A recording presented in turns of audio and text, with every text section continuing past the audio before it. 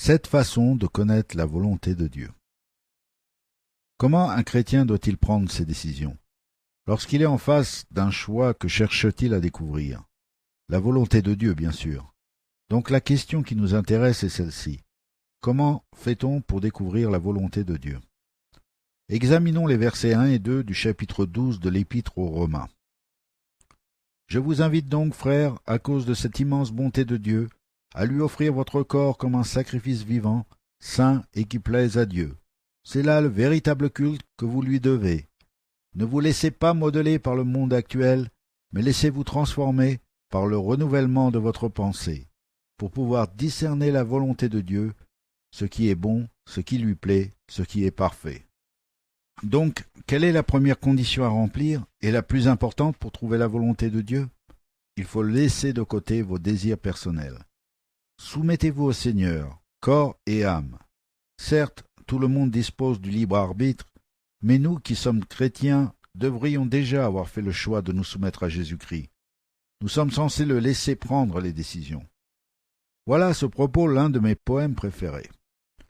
Tu sais tout, tu nous aimes, Seigneur. Rien ne peut ternir ta vérité, et tu donnes toujours le meilleur à ceux qui te laissent décider.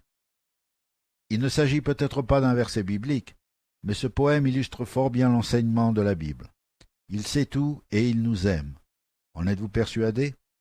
Rien ne peut ternir sa vérité. N'en est-il pas ainsi? Il donne le meilleur à ceux qui le laissent décider.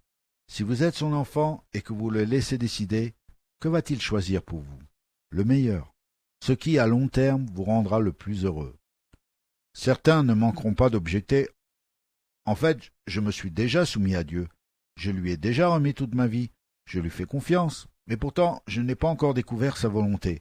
Je suis toujours perplexe. Je n'arrive pas à saisir où est le problème, et encore moins la solution. C'est un dilemme auquel nous sommes tous confrontés un jour ou l'autre. Alors comment fait-on pour trouver la volonté de Dieu? Qu'attend-il de nous d'après l'écriture citée plus haut? Un abandon total. Soumettez-vous à Dieu, corps et âme, et alors vous saurez ce qu'il veut. Sans tarder d'ailleurs, parce que vous serez dans une position idéale pour que Dieu puisse vous dévoiler sa volonté. Voici 7 façons de connaître la volonté de Dieu. 1. La parole de Dieu. En tout premier lieu, où doit-on rechercher la volonté de Dieu? Dans sa parole, la Bible. C'est la volonté de Dieu révélée, absolue et connue. C'est parfaitement clair, il n'y a aucun doute là-dessus. Même si Dieu ne vous dit rien de plus, vous vous en tirerez très bien pour peu que vous suiviez les instructions de la Bible.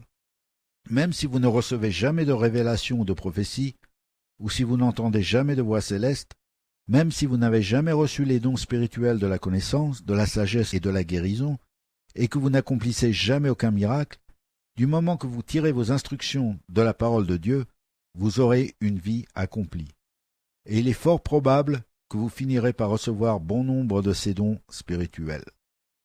Beaucoup de gens ne s'intéressent pas à la Bible comme ils le devraient. Tout seuls, ils ne savent pas trouver leur nourriture spirituelle, les bons éléments nutritifs de la parole de Dieu. Il faut tout leur mâcher à l'avance, mais parfois il faut se donner la peine pour obtenir quelque chose. Efforce-toi de te présenter devant Dieu en homme qui a fait ses preuves, en ouvrier qui n'a pas à rougir de son ouvrage, parce qu'il transmet correctement la parole de la vérité. 2 Timothée, chapitre 2, verset 15. 2. La voix de la parole. La deuxième façon de connaître la volonté de Dieu, c'est par la voix de sa parole. Dieu nous parle dans sa parole écrite, mais il nous parle aussi par la voix de sa parole. L'auteur des psaumes déclarait « Bénissez l'Éternel, vous, ses anges, puissants en force, qui exécutez sa parole, écoutant la voix de sa parole. » Vous est-il arrivé de lire un passage de la Bible et voilà que tout à coup, vous tombez sur un verset ou une phrase ou même un mot qui vous touche en plein cœur. « Ça, c'est pour moi, » vous dites-vous. « C'est la réponse que j'attendais. » Ou bien vous avez prié pour une situation particulière et voilà que le Seigneur vous remet en mémoire un passage ou un verset qui est exactement la réponse attendue. Elle paraît si évidente et si claire que même s'il avait crié, Dieu n'aurait pu mieux se faire comprendre. Ce n'est rien d'autre que la voix de sa parole, qui vous interpelle lorsque vous lisez. Sa parole, laquelle a passé l'épreuve du temps. À l'origine, le passage en question était peut-être destiné à quelqu'un qui vécut il y a plusieurs milliers d'années, mais là, tout à coup, vous vous sentez interpellé. Donc, pour récapituler, le premier moyen de connaître la volonté de Dieu, c'est de lire sa parole, la Bible. Ensuite, il y a la voix de sa parole, c'est-à-dire un verset, une phrase ou un passage biblique qui vous touche personnellement. 3. Les révélations directes. À votre avis, quel sera le troisième moyen de connaître la volonté de Dieu? Eh bien, ce sont les révélations directes, que ce soit sous la forme d'une prophétie, d'un rêve, d'une vision ou d'une voix. Par exemple, lorsque Dieu vous parle en prophétie, il peut vous donner soit un ou plusieurs versets, soit un message original qui n'est pas dans la Bible. Lorsque je demande à Dieu de me montrer la solution à un problème, je constate qu'en général, il m'envoie un verset de la Bible, c'est-à-dire une réponse qu'il a déjà donnée à quelqu'un dans la Bible. Comme le dit la chanson, « Y a-t-il, dites-moi, plus ferme fondement que la parole de Dieu qui soutient votre foi? Il n'est rien en vérité de plus excellent pour ceux qui ont choisi Jésus-Christ comme roi. » Quand vous recevez une révélation directe, il vous faut assurer qu'elle ne contradit pas la parole de Dieu. Mais attention, ne vous fiez pas à n'importe quel esprit. Mettez les esprits à l'épreuve pour voir s'ils viennent de Dieu, car bien des prophètes de mensonges se sont répandus à travers le monde. Assurez-vous que la révélation ne soit pas en désaccord avec la parole. 4. Le conseil avisé. En quatrième lieu, nous pouvons prendre conseil auprès d'hommes ou de femmes dignes de notre confiance. Le salut se trouve dans le grand nombre de conseillers. Quand on ne consulte personne, les projets échouent, mais lorsqu'il y a beaucoup de conseillers, ils se réalisent. Proverbes chapitre 11, versets 14, 15 et 22. Pour qu'on puisse se fier à ces conseillers, il ne suffit pas qu'ils croient en la Bible, il faut qu'ils la mettent en pratique. Il ne suffit pas qu'ils écoutent la parole, il faut qu'ils la traduisent en actes. Un conseiller fiable est quelqu'un qui aime le Seigneur et qui le montre par ses fruits. Si j'avais l'intention d'apprendre à jouer du piano, je n'irais pas dans une école de commerce. J'irais trouver un pianiste qui a la réputation de bien jouer du piano. Si je voulais apprendre à faire la cuisine, je ne m'adresserais pas à un informaticien, mais à un bon cuisinier dont j'apprécie la cuisine. Un conseiller digne de confiance est une personne à qui je peux me fier parce qu'elle porte de bons fruits spirituellement et qu'elle vit en communion avec Dieu. Dieu n'utilise pas ces différents moyens dans un ordre particulier pour vous révéler sa volonté. Il peut très bien vous parler d'abord en prophétie et ensuite à vous de confirmer ce qu'il vous a dit en lisant sa parole. Ou bien il vous parle par la voix de sa parole et ensuite vous sondez la Bible pour voir ce qu'elle dit d'autre à ce sujet. On ne peut pas enfermer Dieu dans une boîte en exigeant qu'il s'adresse à nous de telle ou telle façon ou dans un certain ordre. Quoi qu'il en soit, nous savons qu'il utilise ces méthodes, non seulement de par notre expérience personnelle, mais aussi parce qu'il le dit dans sa parole écrite. 5. Porte ouverte ou fermée. La cinquième façon de discerner la volonté de Dieu, c'est de considérer les circonstances, les portes ouvertes et fermées. Cette méthode n'est pas des plus fiables, mais elle peut fournir de précieuses indications. Par exemple, il y a quelques années, le comité directeur de mon église avait décrété que ma famille ne pouvait être missionnaire dans un certain pays. Ils avaient invoqué plusieurs raisons. D'abord, le pays où nous envisagions de nous rendre était fermé aux nouveaux missionnaires. Ensuite, il y régnait une grave pénurie de denrées alimentaires. Et pour finir, je n'avais pas réussi à rassembler les fonds nécessaires à notre voyage. J'ai donc examiné toutes ces portes fermées, et j'en ai conclu que ce n'était pas la volonté de Dieu pour nous. Il se trouve que peu de temps après, le Seigneur nous a ouvert la porte d'un ministère qui devait permettre à des millions de gens d'entendre l'Évangile. Quelle direction Dieu semble-t-il vous indiquer? Des portes s'ouvrent-elles à vous pour servir Dieu? Bénéficiez-vous d'une offre d'emploi? Dans quelle direction Dieu semble-t-il pourvoir à vos besoins? Voilà donc une autre façon de trouver la volonté de Dieu, d'après les circonstances, les conditions, les portes ouvertes et fermées. 6. Les intuitions et les désirs, le témoignage de l'esprit.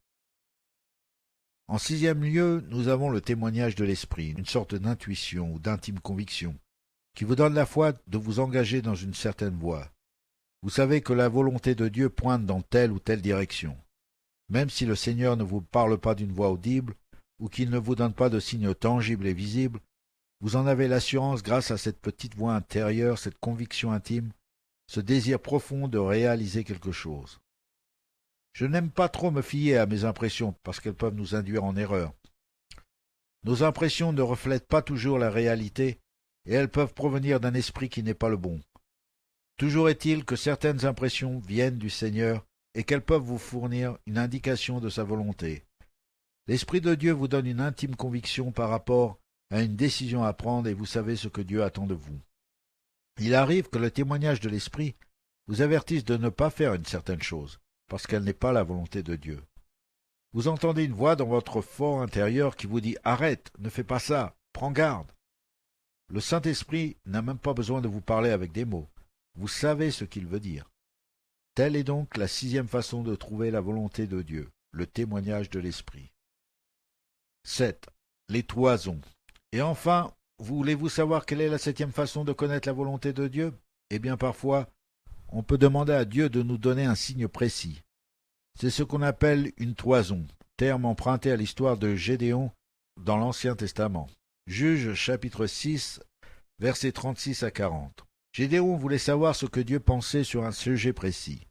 Alors un soir, il étendit une toison de laine sur le sol en disant au Seigneur, « Si demain matin la toison est trempée de rosée et que tout le sol autour est resté sec, je saurai que c'est toi qui m'as parlé et que je dois faire ce que tu m'as dit. » Pourtant, même après avoir été exaucé, Gédéon, qui hésitait encore, lui demanda de faire l'inverse.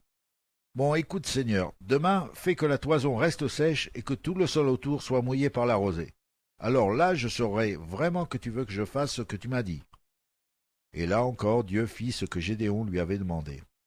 Donc, si vous avez recours à une toison, n'hésitez pas à vérifier à nouveau pour être sûr que c'est la bonne réponse.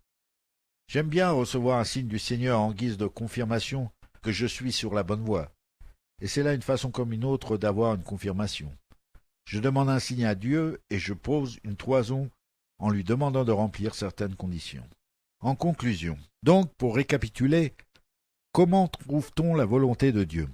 Soumettez-vous corps et âme à Dieu et ne vous laissez pas modeler par le monde actuel, mais laissez-vous transformer par le renouvellement de votre pensée pour pouvoir discerner sans l'ombre d'un doute la volonté de Dieu, ce qui est bon, ce qui lui plaît, ce qui est parfait.